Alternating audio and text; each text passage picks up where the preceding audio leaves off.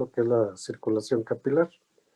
Recordemos que los capilares pues son vasos de intercambio. ¿Esto qué quiere decir? Que pues en su estructura va a pasar eritrocito por eritrocito porque son estructuras muy pequeñitas. Y entonces cuando la sangre viaja por las arterias, pues es obvio que el diámetro de la arteria aorta permite que viajen miles de eritrocitos al mismo tiempo.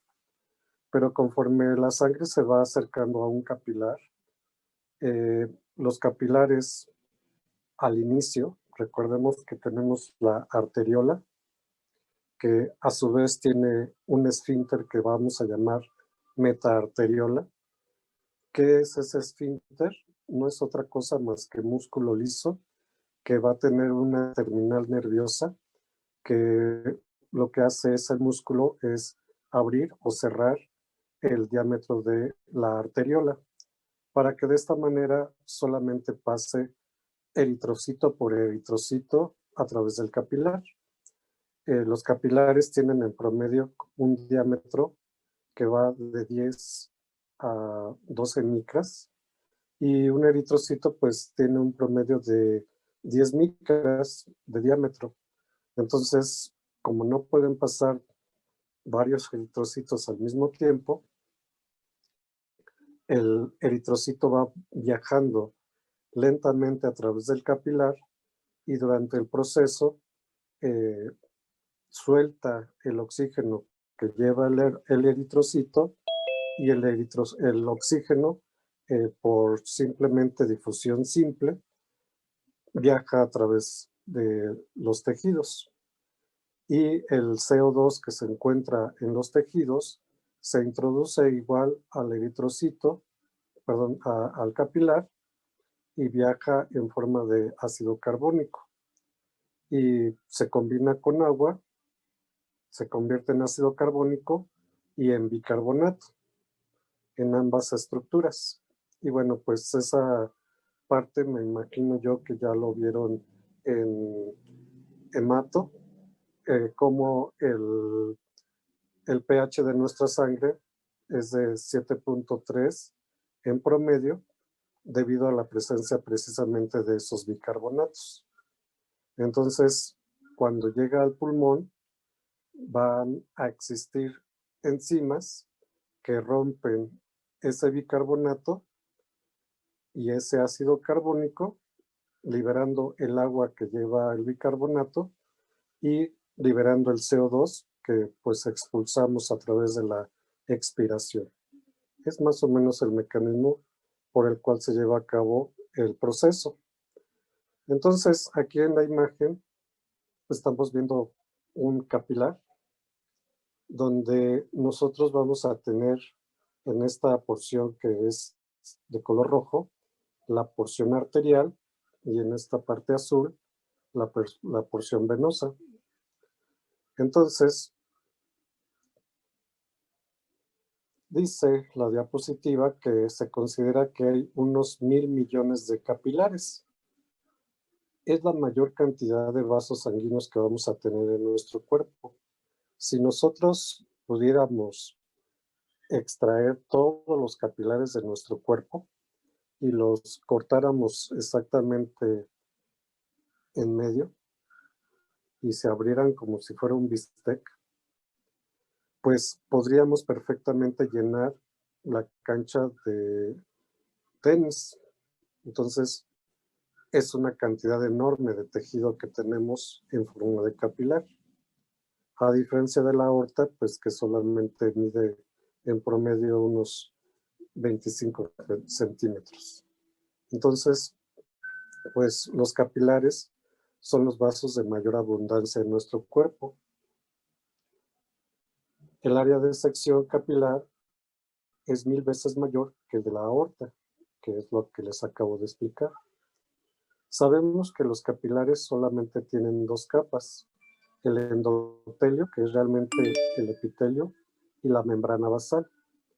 Recordemos que la membrana basal es una especie de moco ese moco está compuesto principalmente de glucoproteínas y son las que van a pegar, digámoslo así, a los eritrocitos. Si no tuviéramos esa membrana basal, los eritrocitos no tendrían dónde adherirse y no tendríamos un capilar. Recordemos que los capilares los podemos subdividir en 3 tipos: los que son continuos, los que son fenestrados y los que son sinusoidales. Y pues se les denomina derivativos de intercambio o de capacitancia. Recordemos que en el caso de los sinusoidales, los orificios son tan grandes y el diámetro del capilar es grande comparado con los continuos, que en vez de pasar un eritrocito por eritrocito pueden pasar 2 al mismo tiempo. Y entre los agujeritos de esos sinusoides, los eritrocitos, al ser flexibles, pueden pasar por el orificio. Sirven principalmente para que aquellos eritrocitos viejos, por la acumulación de colesterol en su membrana, recordemos que el colesterol es una estructura en forma de anillo, le va a dar rigidez a la membrana, ya no va a ser flexible.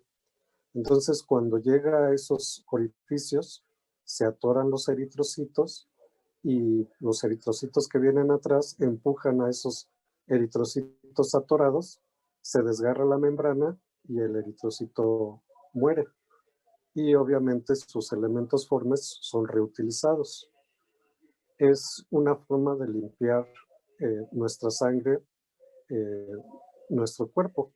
Recordemos que la vida promedio de un eritrocito es de 120 días.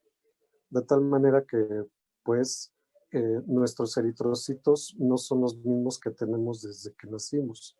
Hemos intercambiado ya miles de eritrocitos en nuestro cuerpo. Entonces, y por ejemplo, el tamaño del agua y de los electrolitos es entre 10 a 40 Armstrongs. Creo que una vez les había preguntado cuánto medía un Armstrong. ¿Sí se acuerdan de eso? Sí, sí nos había dicho. ¿Y cuánto era un Armstrong? 10 a la menos que. No hay problema, búsquenlo Para otra menos vez en 10. Google. Creo que es a -8, ¿no? No, no inventen. Búsquenlo. Pues equivale a la millonésima parte del milímetro. Así es, equivale a la millonésima parte de un milímetro. Entonces, pues, ese es el diámetro, ese es el tamaño de un Armstrong. Entonces, imagínense el tamaño de una molécula de agua o de una molécula como podría ser el sodio o el potasio, que son electrolitos. Pues estos tienen en promedio entre 10 a 40 Armstrongs. Entonces, pues aquí estamos observando que nuestros capilares tienen pequeños poros donde puede difundir agua. Dice que difunde 80 veces más rápido que la velocidad de circulación. Entonces el agua no requiere un transportador especial porque cabe perfectamente por estos pequeños orificios.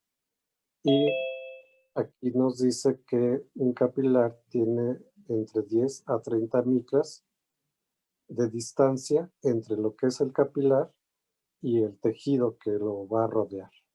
Entonces, este espacio es lo que nosotros vamos a llamar espacio intersticial. ¿Qué quiere decir espacio intersticial? Entre los tejidos. Entonces, el capilar pasa las moléculas por este espacio intersticial para que puedan llegar las moléculas o nutrientes a nuestras células. y las células que ya realizaron un metabolismo puedan igual mandar esas sustancias que ya no son útiles para nosotros en el espacio intersticial. Este espacio intersticial no es plasma exclusivamente. Aquí lo que vamos a encontrar son glucoproteínas. Estas glucoproteínas, pues imagínense como un bosque de pinos completamente arbolado, o sea, está completamente arbolado. Y entonces las moléculas, de acuerdo a su carga eléctrica, como si fuera una mesa de pinball, se han visto esas donde uno estira un resorte y sale una caniquita y va marcando en una pantalla y va haciendo y se van moviendo las pelotas por unas especie de manitas para llegar hasta el final. ¿Sí las han visto? ¿O las han visto en algún Sí, se los he visto. Sí, Imagínate una cosa de ese tipo, nuestro bosque de glucoproteínas. Yo quisiera que te lo imaginaras de esa manera. De tal manera que las moléculas, de acuerdo a su carga, pueden acelerar su proceso para llegar desde el espacio del interior del capilar hasta la célula, porque la distancia que tiene que recorrer es muy grande. Es 10 a 30 micras de espacio. Para nosotros, pues ustedes pueden decir, pues no manches, es muy poquito. Pero recuerda que la molécula tiene entre 10 a 40 Armstrongs. Entonces, pasar desde aquí hasta acá, para ellos es un viaje enorme. Y entonces, así como si fuera una pelotita de pinball, va viajando rapidísimo hasta el otro lado, de acuerdo a su carga eléctrica. Entonces, bueno, pues en nuestra metaarteriola vamos a encontrar dos tipos de presiones. Una presión que es la presión oncótica. Yo te pedí que buscaras qué quería decir eso de presión oncótica. ¿Qué encontraste?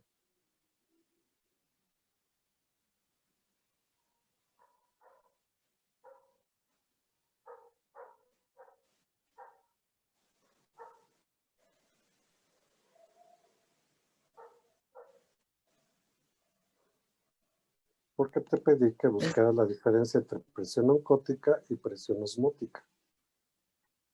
La oncótica tiene que ver con la concentración de proteínas en la hemoglobina.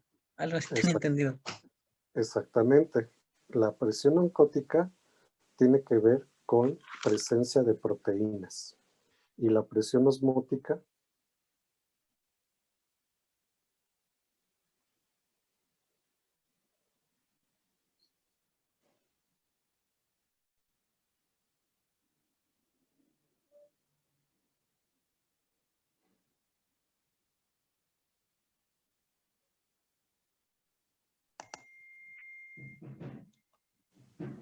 Yo tengo que es la presión necesaria para detener el flujo de agua a través de una membrana.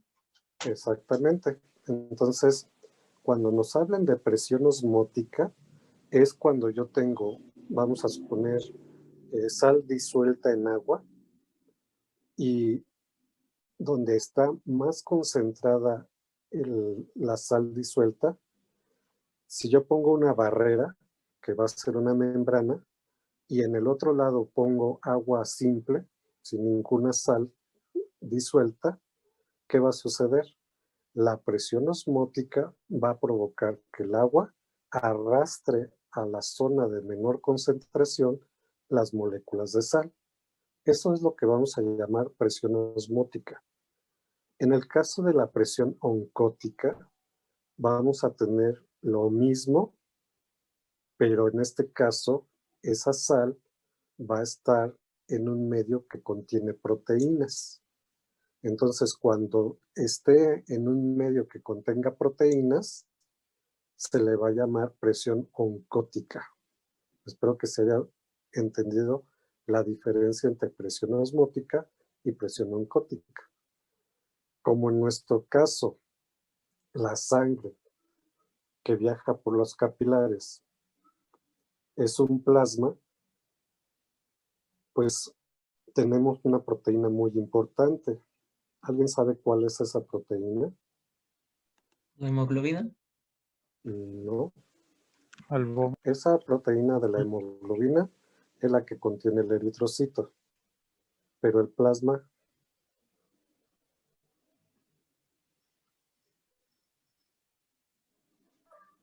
¿No era albumina? la albúmina, efectivamente.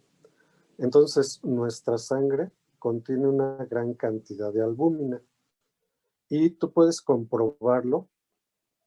A lo mejor me voy a ver un poco sucio, pero tú lo puedes comprobar cuando haces pipí. Si tu pipí hace demasiada espuma, esto quiere decir que estás perdiendo demasiada albúmina de tu sangre, porque recordemos que la albúmina es una proteína similar a la que tiene la clara del huevo. Entonces, si tú bates una clara de huevo en una licuadora, se va a hacer mucha espuma. Inclusive sirve para poder capear algún guisado, por ejemplo, chiles capeados. Si yo bato demasiado la albúmina a una velocidad muy rápida, se hace como sólida y como una espuma. Entonces, esa característica es la que vamos a encontrar en nuestro plasma sanguíneo. De tal manera que si una persona cuando orina se observa demasiada espuma, me está indicando que está perdiendo albúmina en su sangre. Y eso es peligroso. ¿Por qué? Porque la presión oncótica se está perdiendo. Entonces, la presión oncótica es de un promedio de 25 milímetros de mercurio. Y esa presión oncótica es constante tanto al interior del plasma sanguíneo de los capilares como en la parte externa del espacio intersticial. Recuerden que yo dije que era un plasma. Y voy a tener otra presión, que sería la presión hidrostática. En este caso, la presión hidrostática es de 37 milímetros de mercurio.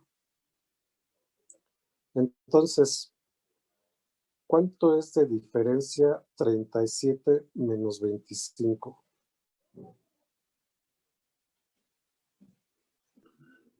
13. 13. Entonces, si yo tuviese una presión promedio de 13 milímetros de mercurio, lo que se encuentra al interior del capilar se puede salir. Pero si yo tuviese una presión menor a 13, vamos a poner 9, lo que está al interior del capilar no se puede salir. ¿Por qué?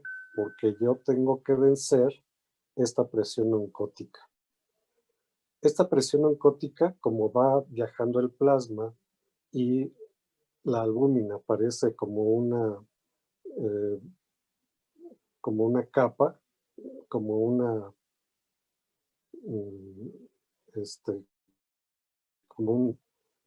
como una bomba de jabón, estas se van a poner en estos poros. O sea, todo el tiempo voy a tener albúmina circulando y los poros van a estar rodeados de albúmina. Entonces, para que algo se pueda salir, se necesita romper la presión oncótica para que algo se pueda salir. ¿Me di a entender? Sí. Ok. Entonces, esa es la manera en que va a trabajar la circulación capilar.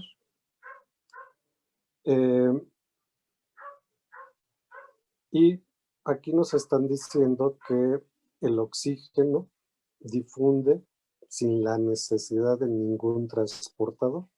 O sea, aunque exista albúmina, el oxígeno es tan pequeñito que no requiere ninguna presión para poderse salir. Al igual que algunos nutrientes, lo va a hacer exactamente igual, solamente que los nutrientes sí tienen que tener un gradiente de presión a favor para abandonar al capilar. Y lo contrario, para que algo ingrese, tiene que, y como la presión hidrostática, permítanme un segundo.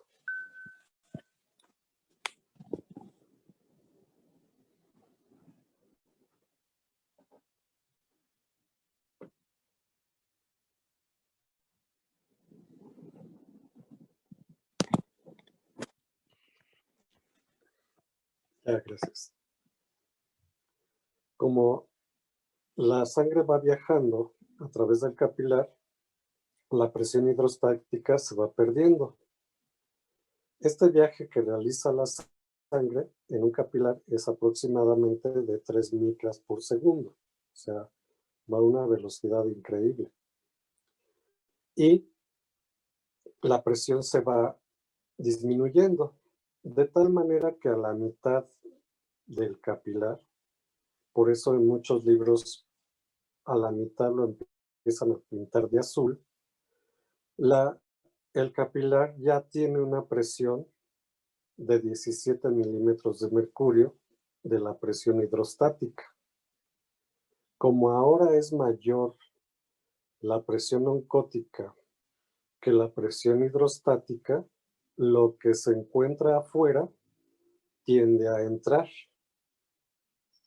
Y de esa manera, lo que son los desechos orgánicos pasan al interior del capilar y del capilar pasan a las vénulas y de las vénulas, pues, a la circulación general para hacer el recorrido de lo que nosotros hemos estado llamando sangre venosa, que en la mayoría de los casos, pues es sangre pobre en oxígeno o rica en dióxido de carbono.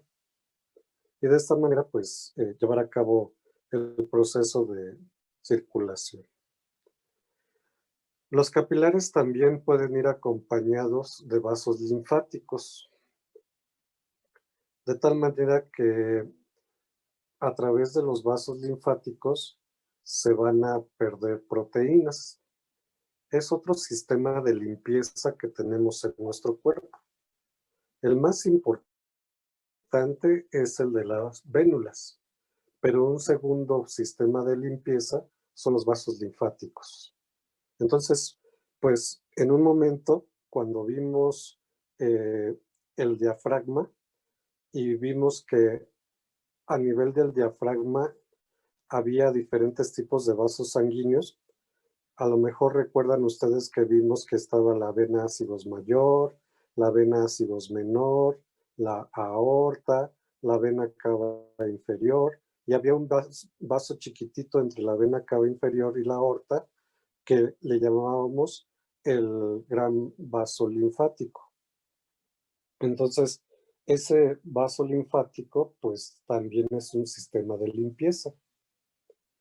Cuando nosotros tenemos problemas para que se pueda introducir los desechos, estos pueden drenarse a través de los vasos linfáticos. Pero esto puede ser tan como cuando en la ciudad llueve demasiado y las alcantarillas no alcanzan a drenar todo, se empieza a encharcar los vasos linfáticos. Y estos pueden producir un edema en la piel que puede ser muy importante. Seguramente en hemato ya vistes una enfermedad que se llama elefantiasis, donde los vasos linfáticos se tapan y las piernas de las personas se edematizan tanto que pues al principio la piel se hace tan delgadita que se hace brillosa y el plasma simplemente trasuda y entonces las piernas se mojan. Pero con el tiempo esa piel se empieza a endurecer y pues queda arrugada de un color ocre que da la apariencia como de piel de elefante. Por eso la enfermedad se llama elefantiasis y muy comúnmente es generada por un parásito que se introduce principalmente en la arena de las playas y este parásito puede generar el taponamiento de los vasos linfáticos. Es una enfermedad muy común, por ejemplo, en la India, sobre todo en la ciudad de Bombay. Recuerden que Bombay es una ciudad parecida a Acapulco, de tal manera que en esa ciudad de Bombay la mayoría de la gente camina en la playa sin zapatos, sin chanclas, y estos parásitos pueden introducirse a través de la planta de los pies y generarles ese edema. Pero como en la India todos esos fenómenos dicen que son pues dioses, no sé si recuerdan que en la India hay un dios que tiene forma de elefante, la verdad no me acuerdo cómo se llama, creo que se llama Shiva. Pues la gente piensa que es en vez de decir es una enfermedad y es una maldición, pues para ellos es una bendición, porque pues parece que el Dios los acaba de poseer y pues para ellos es una cosa muy padre, ¿no? Tener ese tipo de enfermedades. Pero la verdad es que pues al paciente le va muy mal y no hay forma de remediar el problema. Hasta ahorita todavía no existe una forma de remediar ese problema. Aunque yo mate al parásito, el problema ya queda permanente y pues así va a quedar la persona el resto de su vida. Pues yo he visto varias personas de ese tipo, sobre todo pidiendo limosna en el metro, y pues no sé si alguna vez les haya tocado a ustedes ver este tipo de personas, donde sus piernas se ven demasiado anchas, se ve exagerado el pie. Sí, Y bueno, sí, sí pues me ha eso pasado. eso es precisamente por una falta de filtración. Entonces, pues todo esto tiene que estar perfectamente equilibrado. Si nosotros, por ejemplo, perdemos proteínas, eso a veces es común en las comunidades rurales porque no hay dinero para alimentar a los niños. Al no darles huevo, no darles carne o algún tipo de proteína, simplemente tortillas con sal, pues esta presión oncótica puede disminuir. Y al disminuir la presión oncótica, todo lo que haya dentro del capilar se puede salir al espacio intersticial y dar esa apariencia de niños gorditos.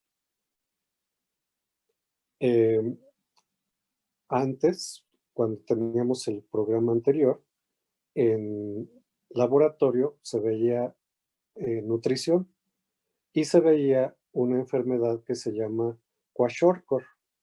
No sé si ahorita quisieran buscarlo en su buscador de Google. ¿Qué es esto de la enfermedad de kwashiorkor? A ver qué encuentran. ¿Cómo se escribe? Kwashiorkor. Aquí dice que es una enfermedad de desnutrición debido al hambre y al suministro limitado de alimentos y bajos niveles de educación cuando las personas no comprenden cómo consumir una dieta apropiada. Esta enfermedad es más frecuente en países muy pobres y puede ocurrir durante una sequía u otro desastre natural. Estos eventos a menudo llevan a la falta de alimento. Es poco frecuente en los niños en los Estados Unidos, solo se presentan casos aislados. Sin embargo, un cálculo sugiere que hasta la mitad de los adultos mayores que viven en asilos la sufren. Muy bien. Y no dice algo sobre qué quiere decir la palabra kwashiorkor.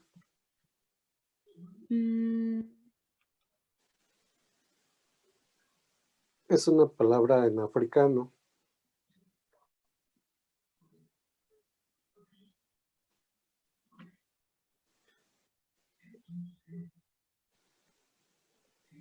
Bueno, entonces seguramente han visto imágenes que son terribles de niños africanos que sufren hambre extrema y que se ven panzones. Entonces, ese Ya, abdomen, bueno, perdón, ajá, Ah. adelante, perdón, es que creo que ya encontré lo que significa. ajá, a ¿El ver, que se desplaza? Bueno, a mí Sí, me parece ese sí, significado. también. ¿cómo? No, Deriva de la dice, lengua, deriva de una de las lenguas kwa de la costa de Ghana y significa el que se desplaza, refiriéndose a la situación de los niños mayores que han sido amamantados y que abandonan la lactancia una vez que ha nacido un nuevo hermano. No Ajá. sé. Entonces, como pues antiguamente, la verdad no sé ahora, ahí sí ya, la verdad no lo sé. Los africanos se reproducían como conejos, pues las madres tenían 9 meses de embarazo, nacía el bebé y otra vez se embarazaban. Entonces no dejaban así como que espacios entre bebé y bebé para recuperarse. Y entonces pues ese bebé se alimentaba únicamente 1 o 2 meses, porque pues obviamente el embarazo hace que se te corte la leche y pues nuevamente ese niño se abandonaba eh, con su nutrición natural. Recordemos que un bebé, pues mínimo debe de ser alimentado 6 meses al pecho materno. Entonces, pues, imagínate tú que solamente recibas alimento por 2 meses. Entonces, pues son imágenes demasiado dantescas porque se ven completamente flaquitos, con el abdomen globoso. Eso es lo que es el kwashiorkor.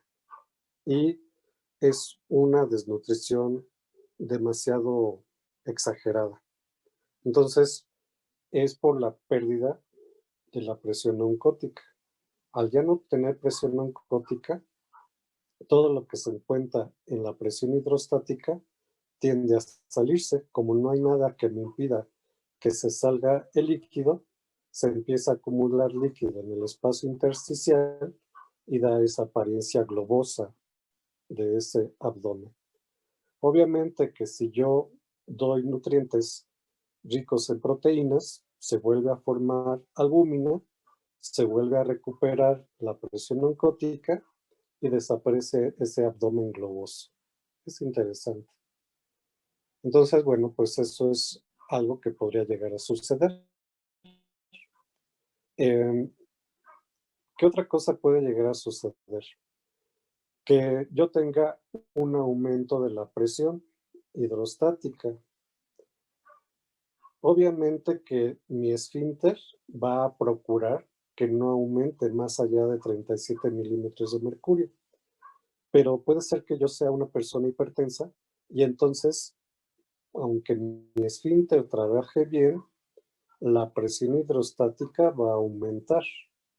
Y si aumenta la presión hidrostática, aunque la presión oncótica se mantenga constante, es mayor la presión hidrostática y pues va a empezar a salir los nutrientes al espacio intersticial.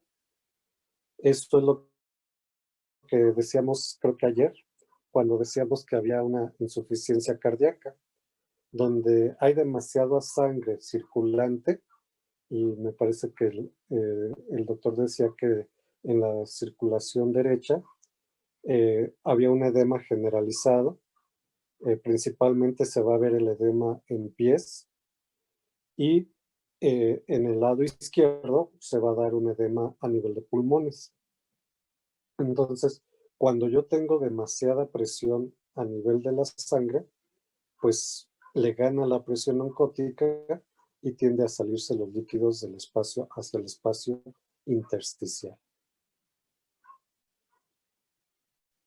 Aquí estamos viendo este ejemplo. Entonces, decían ustedes que 37 menos 25 me va a dar 11 milímetros de mercurio que son efectivos para la filtración.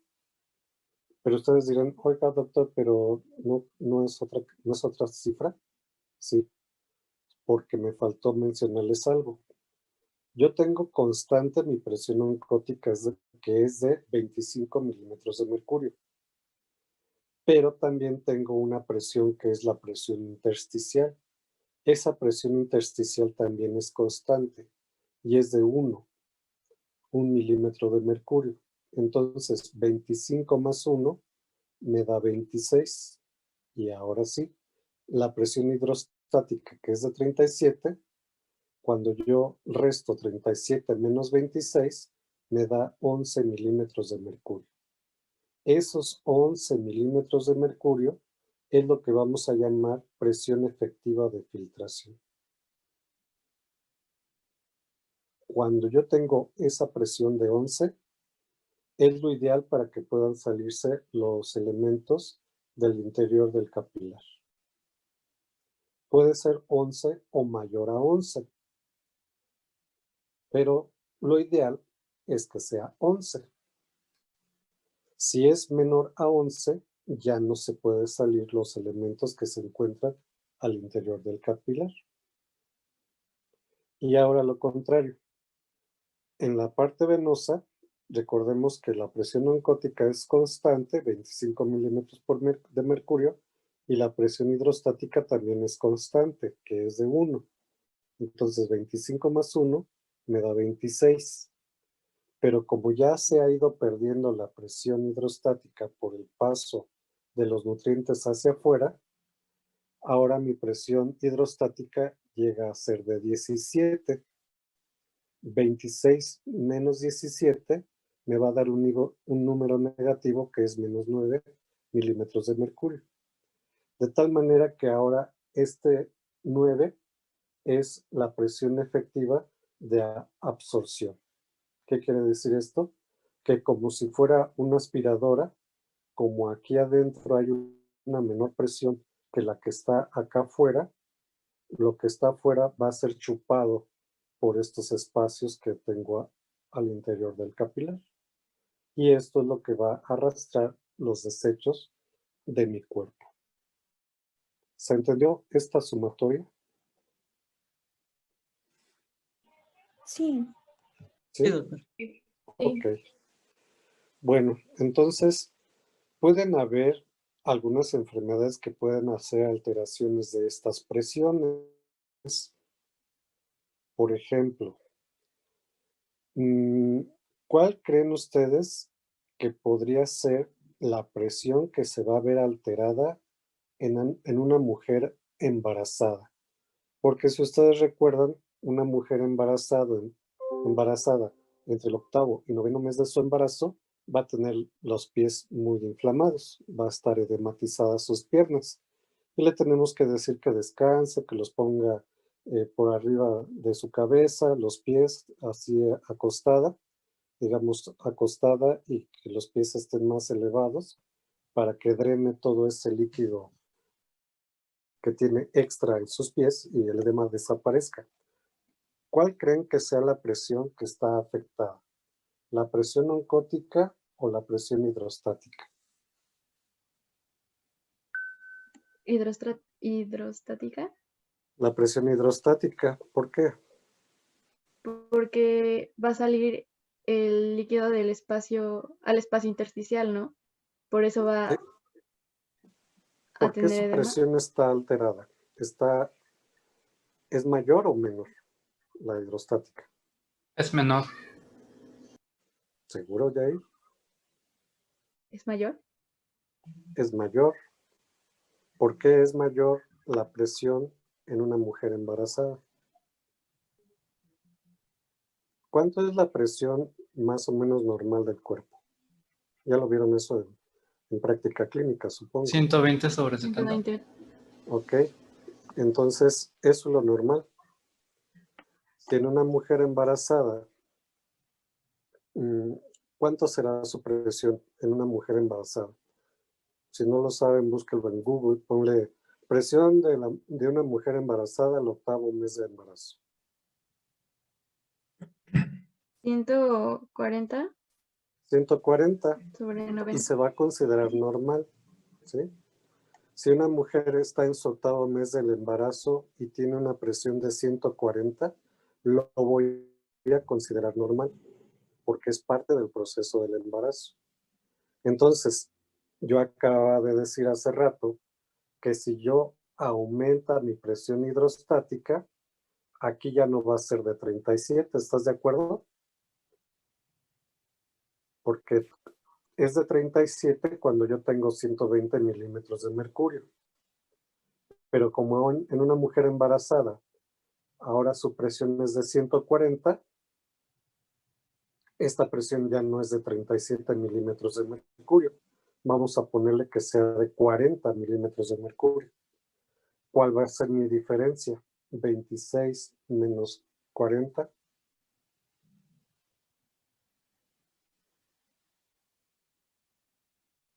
O más bien 40 menos 26. 14. Sí. 14. Ya se rebasó los 11 milímetros de mercurio. Y entonces está filtrando de más. Está filtrando 3 milímetros de mercurio de más. Y esto va a provocar que el espacio intersticial se empiece a llenar de líquido. ¿Me dio a entender? Sí. Pero de este lado ya tampoco es 17, porque aquí bajó de 37 a 17. ¿Cuánto bajó en promedio? 37, perdón. 37 menos 17. 20. 20. 20 milímetros de mercurio.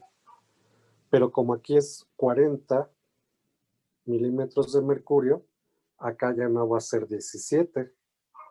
40 menos 20, 20. 20. Y entonces 26 menos 20, 6. 6. 6, ya no es 9.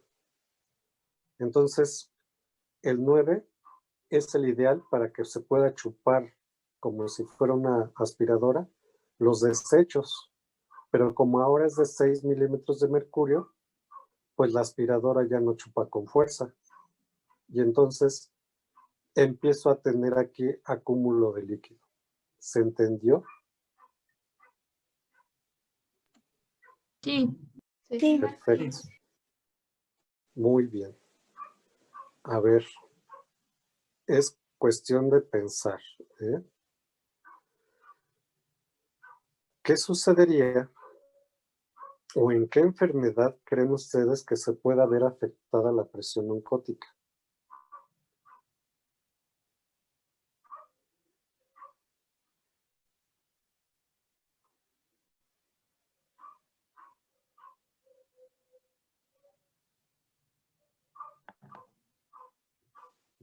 ¿Sería en la anemia? Muy bien. En la anemia, perfectamente bien contestado.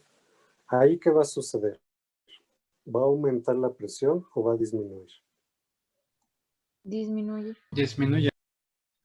Disminuye porque ya no tengo la misma cantidad de eritrocitos y obviamente mi plasma sanguíneo está más hecho agua que atole.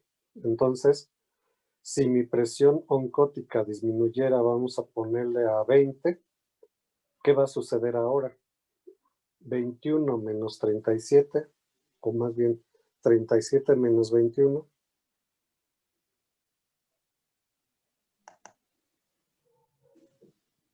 Sería 16. 16. ¿Perdón? 16. 16. Serían 16. Entonces, ¿qué sucedió aquí? Aumentó 5 veces, ¿verdad? Porque es 11 lo ideal y ahora tengo 16. Tengo 5 milímetros de mercurio de más. ¿Qué va a tender a suceder? Se me va a salir los líquidos. ¿De acuerdo? Y de este lado, ¿qué va a suceder?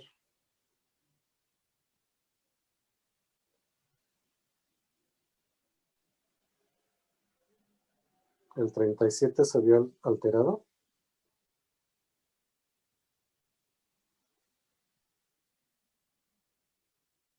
No, ¿verdad? ¿Quién se vio alterado? Presión oncótica. La presión oncótica. Entonces, aquí sigue siendo 17, ¿están de acuerdo? Pero aquí ya habíamos dicho que ya no es 25, ahora va a ser 20. Entonces, 20 más 1, 21. 21 menos 17, 4. 4. 4. Entonces ya no es 9. ¿Aspirará de manera potente? No. No, ¿verdad? Por el contrario, se va a empezar a quedar aquí acumulado las cosas.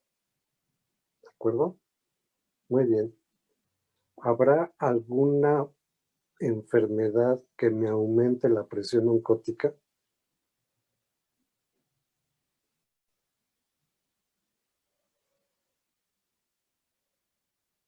Y a lo mejor le podrías poner a Google enfermedades que aumenten la presión oncótica.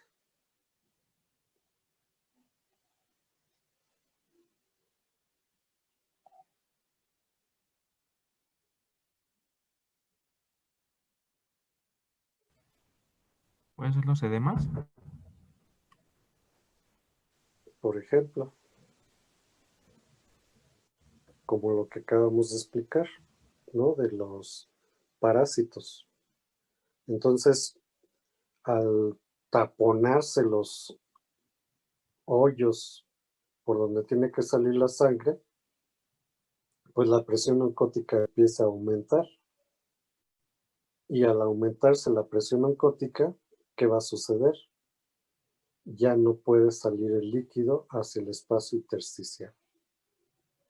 ¿De acuerdo? Muy bien. Espero que lo hayan entendido. Y entonces es importante que cuando yo esté en el hospital, revise cómo se encuentran esas presiones. Obviamente no las puedo medir,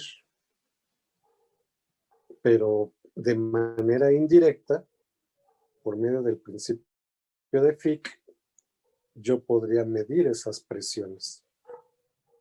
Y una forma indirecta de medir esas presiones es a través de la creatinina.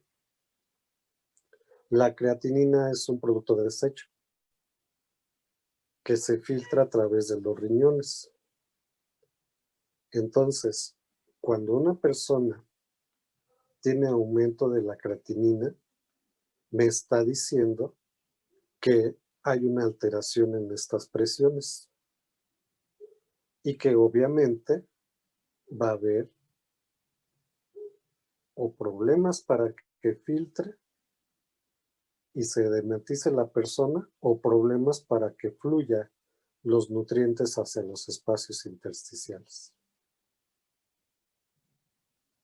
Espero que me haya dado a entender. Y pues los más comunes que siempre vamos a estar viendo son las presiones hidrostáticas. ¿Qué sucederá con una persona que fue atropellada y que ha perdido, pues vamos a suponer, 2 litros de sangre? ¿Aumentará su presión hidrostática o disminuirá? A ver, ¿qué opina el padre?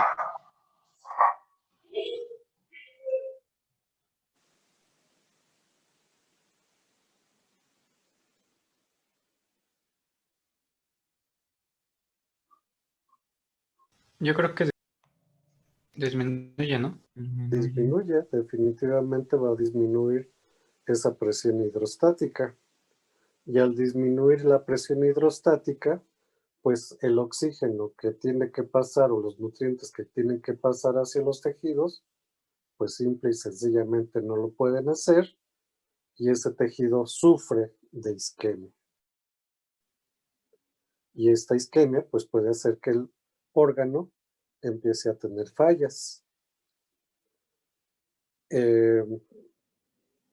No me acuerdo si vimos circulaciones especiales o a alguien le tocó ese tema de circulaciones especiales, pero a nivel de riñón es el primer órgano que va a decir yo muero por mis compañeros. Es el órgano que cuando disminuye la presión hidrostática se sacrifica por todos los demás. Y entonces el riñón deja de surtírsele sangre para que el resto de los órganos no sufran. El más delicado o el que dice a mí me vale sorbete, yo siempre necesito la misma cantidad de oxígeno y de presión hidrostática, ¿quién crees que sea? Cerebro. El músculo, el corazón, ¿el qué? Cerebro. El cerebro, ¿verdad? El cerebro es el órgano que siempre le vale lo que sucede en tu cuerpo. Él siempre va a tener que dársele la cantidad suficiente de sangre. Entonces el riñón se sacrifica para que el cerebro pueda seguir funcionando. Y entonces pues es la manera en que vamos a controlar nuestras circulaciones especiales por medio de intercambios a través de los capilares, donde si tú empiezas a ejercitarse, obviamente tus músculos van a requerir mayores cantidades de sangre y obvio que otros órganos van a dejar de surtírsele sangre para que sea desviada hacia los músculos. Cuando nosotros corremos, deja de haber circulación hacia la región abdominal, porque la región abdominal va a ser la que más gaste sangre de todos los órganos. En promedio, 1,5 litros de sangre.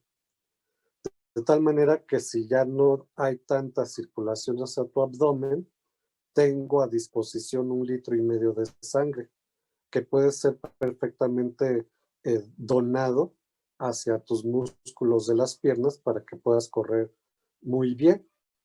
Entonces, eso explica el por qué no es bueno comer cuando voy a hacer ejercicio.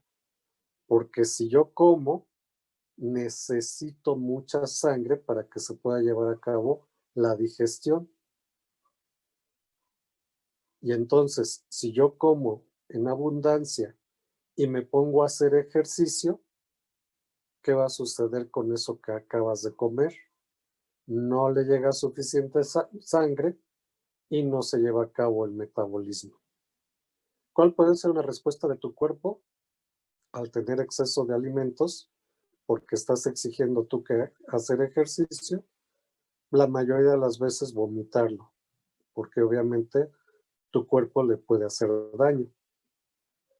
¿Por qué? Porque en ese momento se detuvo la peristalsis de las tripas para que esa sangre que se estaba desviando hacia el estómago se pase hacia los músculos.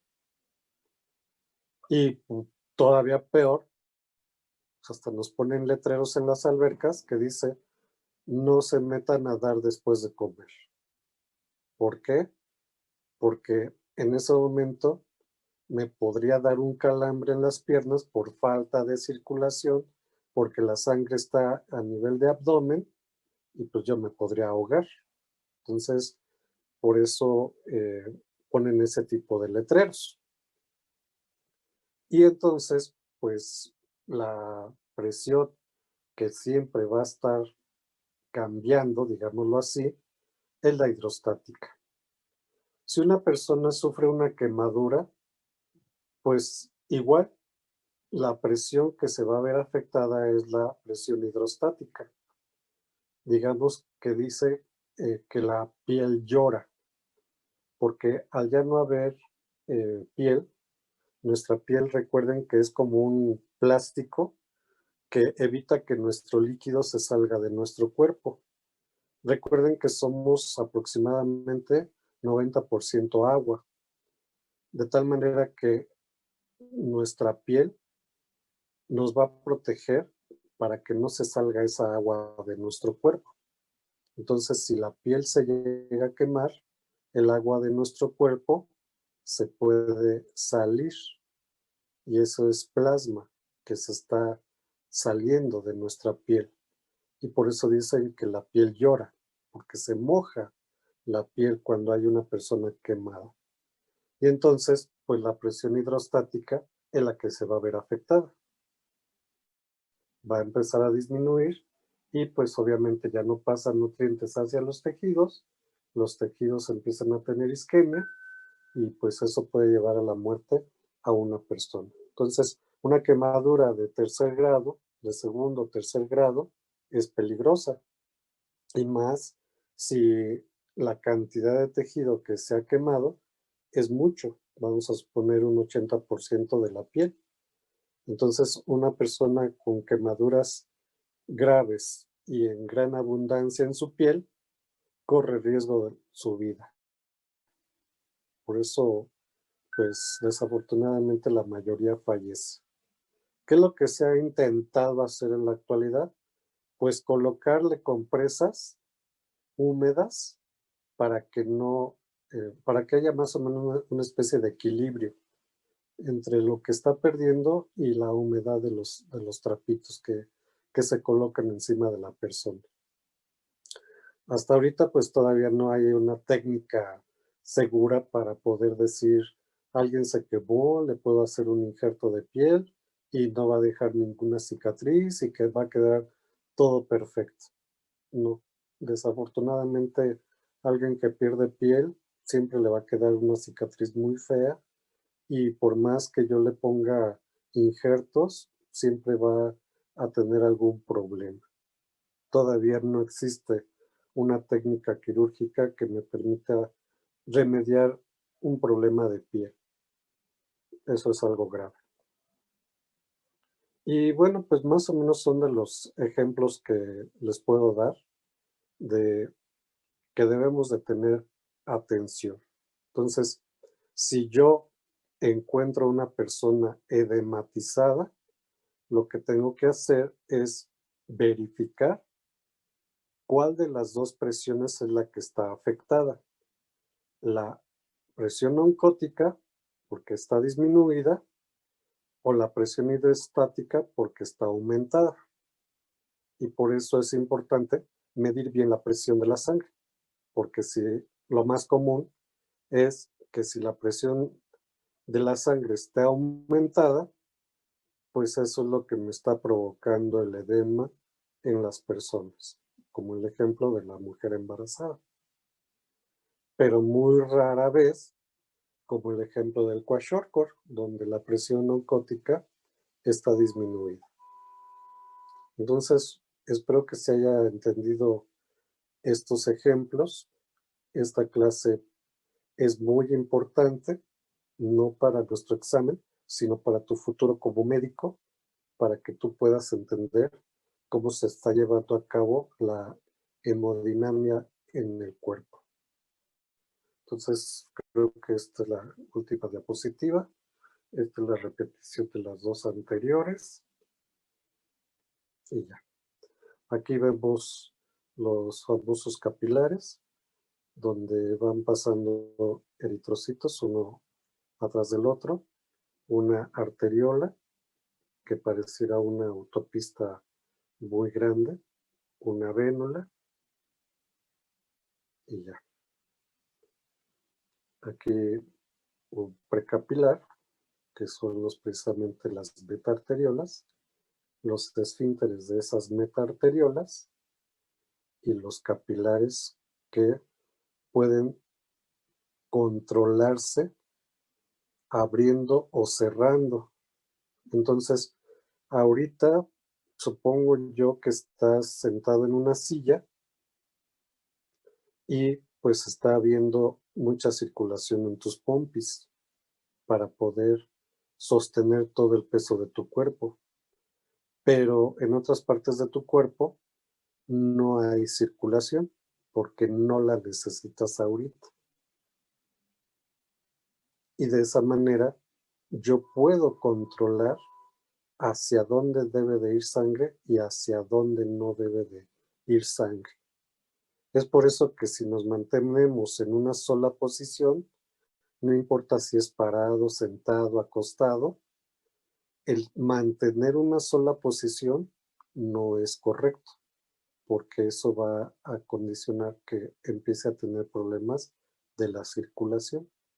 Las personas que por alguna enfermedad se mantienen acostadas por muchos meses, se les van a empezar a hacer llagas, porque está habiendo un aplastamiento del tejido y no hay una adecuada circulación en esa zona del tejido. Y por eso hay que estar moviendo a los pacientes constantemente. Ya en la actualidad, pues hay unas colchones que están rellenos con agua y que generan un movimiento como si estuvieran el colchón como olas de mar, de tal manera que todo el tiempo se está moviendo el colchón y por tal motivo hace que ese tejido de repente se comprima y se descomprima, comprima y descomprima para que tenga circulación de sangre y no se me vaya a llenar de llagas el paciente. Pero pues llega el momento en que por más tecnología que tú tengas a tu alcance, los pacientes van a desarrollar llagas. Es muy, muy, muy complicado el evitar la creación de llagas. Por lo mismo de que llevan mucho tiempo ya acostados y la falta de movimiento es lo que va a provocar la formación de esas llagas. O las personas como los soldados que tienen que estar muchas horas de pie, es imposible evitar que se les edematicen los pies y que empiecen a desarrollar varices a nivel de piernas por estar en una sola posición. Y en el caso de las mujeres, sobre todo cuando están embarazadas, al tener que cargar un sobrepeso, hay mujeres que lo normal es que subas 5 kilos de peso. Eso es lo normal, porque tu bebé pesa 3 kilos y vas a tener 2 kilos con agua. Eso es lo normal, que subas 5 kilos. Pero la costumbre mexicana es de que una mujer embarazada debe comer por 2. Y entonces, en vez de comerse un plato de sopa, le sirven 2 platos de sopa. En vez de un guisado, le sirven 2 guisados. Y en vez de subir 5 kilos, llegan a subir en ocasiones hasta 20 kilos en el embarazo. Y ese sobrepeso que tiene que cargar provoca que se le formen varices. ¿Por qué? Porque recuerden que las mujeres, en vez de tener testosterona, tienen estrógenos. La testosterona sirve para que los músculos se mantengan firmes, fuertes. Con tantito ejercicio que hagan los hombres, sus músculos se hacen inmediatamente muy fuertes. Y la mujer, por más ejercicio que haga, sus músculos no van a generar tanta fortaleza, como en el caso de los hombres, por la falta de testosterona. Las mujeres producen testosterona, sí, a nivel de glándulas suprarrenales, pero no es tan grande como la producción de testosterona a nivel de testículos, en el caso del hombre. ¿Los hombres producen estrógenos? Sí, igual en las glándulas suprarrenales, pero no es tan importante la producción de estrógenos como los ovarios que produce la mujer. Entonces, Yo he escuchado que algunas sí. mujeres llegan a producir más testosterona cuando tienen problemas hormonales. O sea, me habían dicho que cuando una mujer tenía Sí, bajos niveles, no tan al grado de un hombre, pero sí aumenta el número de testosterona. Sí, tienes razón. Y son mujeres que empiezan a tener un vello facial más grueso. Y es muy fácil de detectar ese problema. Puede llegar también a cambiar la voz, hacerse un poco más ronca. Pero no es tanta como la producción de un testículo. Ese testículo producirá como ejemplo, porque la verdad no te podría decir en este momento la diferencia, pero haz de cuenta de 10 a 1. Es demasiado. ¿Sí? ¿Y hay bueno, hombres que pues también pueden llegar a producir más progesterona? estrógenos, sí. Sobre todo cuando se les dan medicamentos anticancerígenos. En el hombre es muy común el cáncer de próstata. Entonces hay medicamentos que lo que hacen es evitar que la próstata crezca. Y estos medicamentos anticancerígenos lo que van a producir es que el hombre empiece a producir mayor cantidad de estrógenos. Y su pecho, pues sí, su pecho, empieza a crecer como si fuera glándulas mamarias. Obviamente no producen leche, pero sí eh, se podría decir que son copa A, digamos. Si tú no sabes qué es una copa A, es la medida con la que las mujeres usan un sostén. Hay 3 tipos de copa, A, B, C, hasta D creo. Y entonces, bueno, pues el A es el más chiquito. Se ven, si te pones una camiseta, se te nota tu pecho como si tuvieras mamas. Uh-huh. Esa es una característica. Otra característica es de que se te empieza a caer el vello facial. Ya no tienes vello en los brazos, en la cara. Puede llegar a agudizarse un poco la voz, pero no tanto, o sea, no es así muy notorio, como en el caso de la mujer, que se engrosa su voz, ahí sí es muy notorio. En el caso del hombre no es tanto. Y pues, pues nada más, pierdes el apetito sexual también por un problema de cáncer de próstata, principalmente. Uh-huh. Bueno, ¿alguna otra pregunta? ¿Se entendió bien este tema? Sí. ¿Sí? Entonces, recuerden que lo que tenemos que verificar son los cambios de presiones, presión oncótica, presión hidrostática, quién es el que está afectado para poder decir qué fenómeno es el que estoy observando a nivel de mi cuerpo. ¿De acuerdo? Muy bien, pues entonces con esto terminamos. Son las 7:12. ¿Les parece bien si nos tomamos 10 minutos de descanso y empiezan ustedes ahora con sus exposiciones? Sí, está bien.